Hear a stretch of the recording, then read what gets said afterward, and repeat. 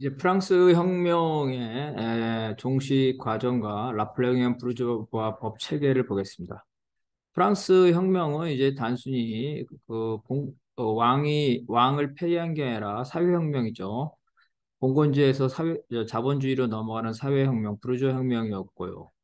그래서 이 봉건 귀족의 소유관계를 부르주아족 소유관계로 하면서 시민계급의 권력과 시민의 소유관계를 확립을 하고 바로 이러한 것들을 할 때 위협하는 게 하나는 이제 그 우파인 왕당파였고 또 한편으로는 좌파 로베스피에러 같은 좌파였습니다. 이 부르주아지는 이 둘 다를 다 제거하는 거죠. 봉건 세력과 사회주의적 성향이 있는 세력들을. 그래서 이제 로베스피에르에 대한 제거를 통해서 이런 그 사회주의적 성향의 급진 부르주아를 제거를 했지만 그러다 보니까 이제 좌파를 제공하니까 우파, 왕당파가 더 힘이 커집니다. 그리고 이런 데서 이제 그 총재 정부, 도독 정부, 집정관 정부가 이제 그 쿠데타를 일어나면서 부르주아지가 매우 불안정했죠. 이러한 사회적 불안을 극복해 줄 영웅의 출연을 바랬는데 그게 바로 나폴레옹이었고 그래서 나폴레옹은 이 왕당파도 제거하고 그다음에 극좌파도 제거하면서 부르주아 정치 체제를 완성하고자 하는 그런 임무를 받게 됩니다. 그래서 나폴레옹은 이제 네, 부르주아 경제체, 자본주의 제도를 정착시키고 국민 경제를 확대를 하게 되는데요. 그래서 부르주아의 경제적인 요구를 충족시키고 또 부르주아들은 나폴레옹을 통해서 공화정을 안정화시키려고 하는데 나폴레옹은 이런 부르주아의 생각과 달리 그 왕정으로 나가게 되는 이런 과정들에서 정치는 왕정이지만 경제는 자본주의 경제가 바로 나폴레옹 체제가 되겠습니다. 그래서 나폴레옹은 이러한 이제 프랑스 대혁명의 성과를 나폴레옹 법전이라 그러죠. 민법, 민사소송, 상법, 형법, 형사정법 이런 것들로 해서 부르주아 정치 체제를 완성을 시키게 됩니다. 나폴레옹의 재정 정책은 이제 간접세를 중심으로 하고 정복 국가에 대해서는 그 배상금을 얻어내서 이제 강제 수탈하는 거고 국유재산을 판매하는 거죠. 그래서 자본주의적 법 정책입니다. 그리고 토건 사업을 활발히 하고 토건 사업은 이제 독재자들이 주로 많이 하는 겁니다. 나폴레옹은 이제 우파 왕당파뿐만 아니라 좌파적 노동자들의 노동운동에도 엄격하게 대처를 했습니다.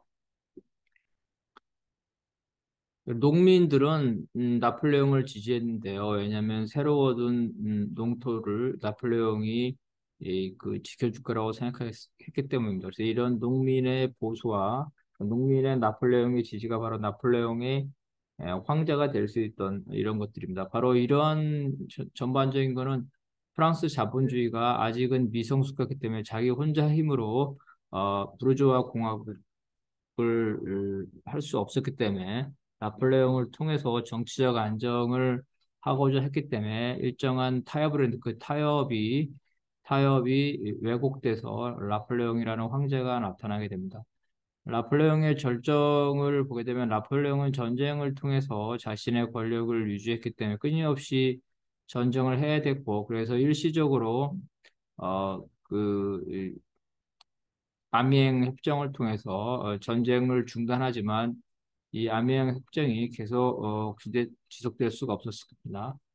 이 아미행 협정을 처음에 파기한 건 영국이지만 그렇게 몰고 간 건 나폴레옹이라고 돼 있고 이제 나폴레옹은 전 유럽을 지배하는데 이탈리아를 공화국으로 만든 후에 자기가 대통령에 취임하게 됩니다. 베네치아를 제외한 북이탈리아가 나폴레옹의 손아귀에 들어가고 스위스도 연방으로 개편됩니다. 이때 스위스 연방헌법을 나폴레옹에 의해서 제패해 되는데 프랑스의 위성국으로 전락하고 네덜란드에도 역시 위성국을 만들고 남아프리카의 케이프항까지 지배하게 되면서 영국과 대립하게 됩니다.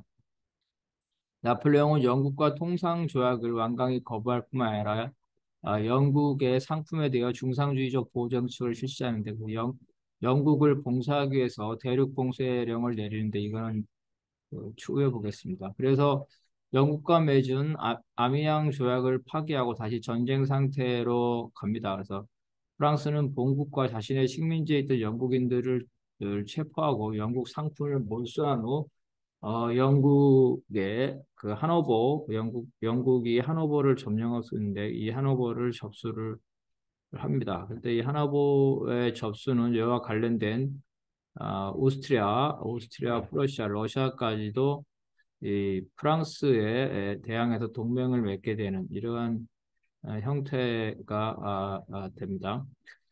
결국 러시아는 프로에이션과 군사동맹을 맺고 또 오스트리아도 군사동맹을 맺고 영국과도 군사동맹을 맺으면서 어, 유럽의 최대 영토 아시아까지 가지고 있는 러시아와 전쟁을 하게 됩니다. 나폴레옹은 이제 그 오스트리아를 격퇴해서 오스트리아 수도 빈에 입성을 하게 됩니다. 그렇지만 이제 그 트라팔가르 전투에서 영국의 넬슨 제도에게 해군이 격퇴됩니다. 바다에서 나폴레옹은 그 영국을 이길 수가 없었습니다. 결국 영국에 상륙하지 못하고 영국을 봉쇄하는 정책으로 갈 수밖에 없는데,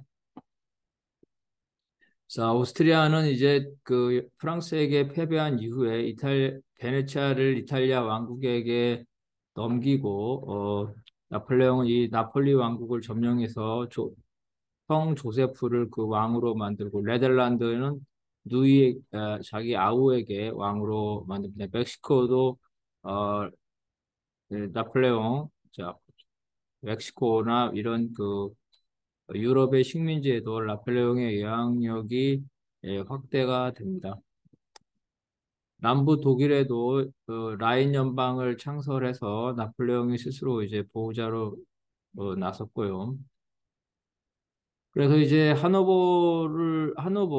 하노버의 영국 반환에 불만이었던 프러시아인이 결국은 러시아와 동맹을 맺어서 나폴레옹에 싸웠으나 참패를 했고 그래서 나폴레옹은 드디어 프러시아의 수도 베를린에까지 입성을 하게 됩니다. 여기서 나폴레옹은 영국을 유럽 대륙과 차단하는 베를린 측면 대륙 봉쇄령을 내리고 폴란드까지 점령해서 바르샤브 대공국을 세웁니다.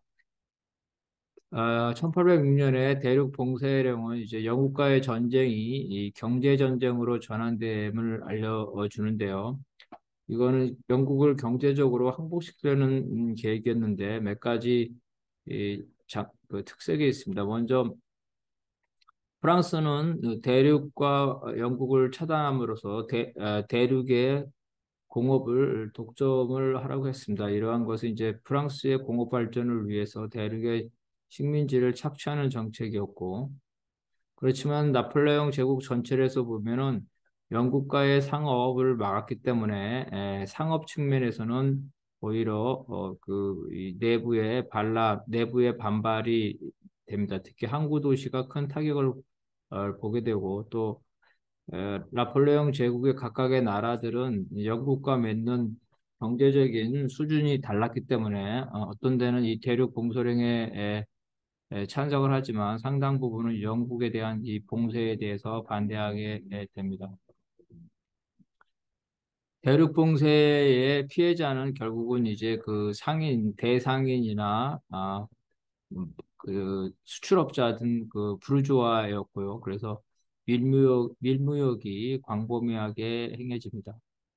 대륙봉쇄는 단기간에는 프랑스 산업을 성장시켰지만 1810년 후반에 대해서 전반적으로 대륙봉쇄의 악영향이 프랑스를 드리게 됩니다. 이 통상, 통상을, 통상을 금지시키면 일시적으로 자기 나라의 산업이 발전할 것 같지만 전반적으로 통상이 줄어들면 무역이 줄어들면서 전부 다 손해를 보는데 역시 대륙봉쇄령도 그런 문제가 생기게 됩니다. 그래서 원료값이 폭등하게 되면서 공업이 침체되고 한편 전쟁으로 인해서 구매력이 감소되면서 프랑스의 공업이 오히려 시장이 축소되고 불황으로 가게 되는 이런 형태가 됩니다.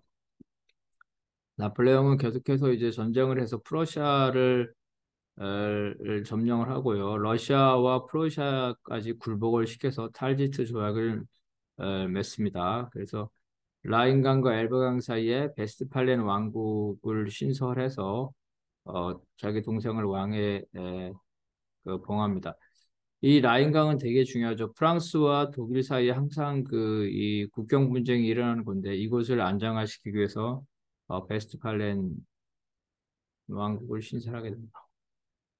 나폴레옹 전쟁을 보게 되면 전쟁에서는 이념적으로는 프랑스의 자유, 공화주의 뭐 이런 것들을 전파를 해서 봉건 제도를 타파해서 시민의 자유와 평등을 실현시킵니다. 그래서 그 절대 군주가 있었던 내륙에 대해서는 어느 정도 프랑스 군들이 이런 해방을 전파하는 해방 군대의 성격이 없지 않아 있었지만 영국과의 관계는 다르다. 왜냐하면 영국은 이미 시민혁명을 거쳤고 프랑스보다 더 정치적으로 부르주아 민주주의가 활발했기 때문에 또 산업혁명도 끝났기 때문에 영국의 지배층이라든가 일반 민중이 나폴레옹이나 프랑스 군대를 해방자로 보지 않았습니다. 그래서 이념을 수출할 수 없고 오로지 경제전쟁밖에 될 수 없었다. 근데 해군이 영국에 밀렸기 때문에 영국에 상륙할 수는 없었습니다.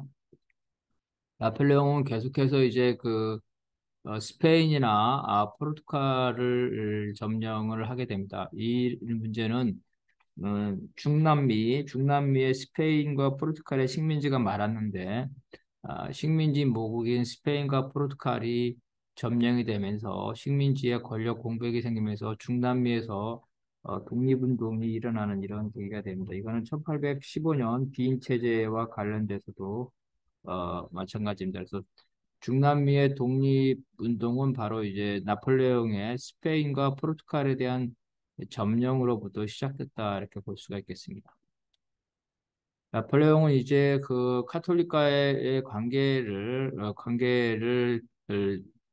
정리하기 위해서 교황령을 프랑스 제국에 병합하면서 카톨릭에 대한 영향력을 확고하게 합니다. 나폴레옹의 몰락을 보면 교황령을 점령한 거는 장점이 될 수 있겠지만 카톨릭과의 반발을 일으켰습니다. 특히 스페인이 그 반발했고 그래서 이에 대해서 시민과 농민들이 스페인 군인과 함께 이제 반란을 일으키고 이것들이 이제 여러 나라들의 독립전쟁을 유발시키면서 처음부터 스페인 전역으로 가고 이것들이 다른 나라까지 확대 됩니다. 이러한 스페인 해방 전쟁이 나폴레옹의 권력을 위태롭게 만들었고 이것을 노리고 파리에서는 나폴레옹의 폐위를 이렇게 음모하는 세력도 있었습니다. 그래서 그 주모자를 파면하고 다시 전쟁에서 오스트리아에서 승리함으로써 외형적으로 나폴레옹의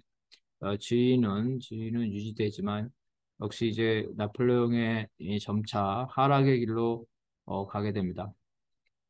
대륙병서로 가장 큰 손해를 봤던 것이 러시아 지주계급이고 결국은 러시아가 이 나폴레옹의 대륙 봉쇄령에 반발을 하면서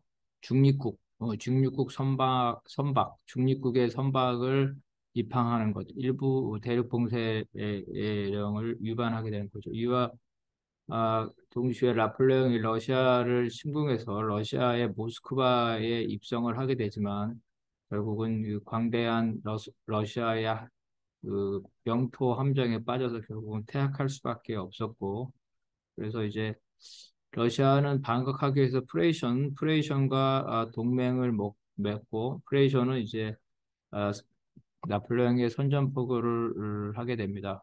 영국도 역시 이제 나폴레옹이 점령한 스페인을 함락하게 되면서 오스트리아의 메테르니가 등장하면서 오스트리아 러시아 프레이션이 나폴레옹에 대응하기 위한 비밀 조약을 맺으면서 프랑스에 선전포고를 하게 됩니다. 결국은 이 프랑스에 반대하는 이런 연합군과 나폴레옹이 이 전쟁을 하는데 여기서 나폴레옹이 패배함으로써 프랑스 파리는 나폴레옹에 저항하는 동맹국에서 점령이 되고 프랑스 원로는 이러한 동맹국의 압력에 따라서 나폴레옹을 폐위시킬 것을 선언하고 루이 16세의 동생 루이 18세를 즉위를 합니다. 결국은 나폴레옹 대위에 굴복을 해서 무조건 퇴위 이 선언을 하게 되면서 나폴레옹은 이제 종식되면서 포로의 신세가 되게 됩니다.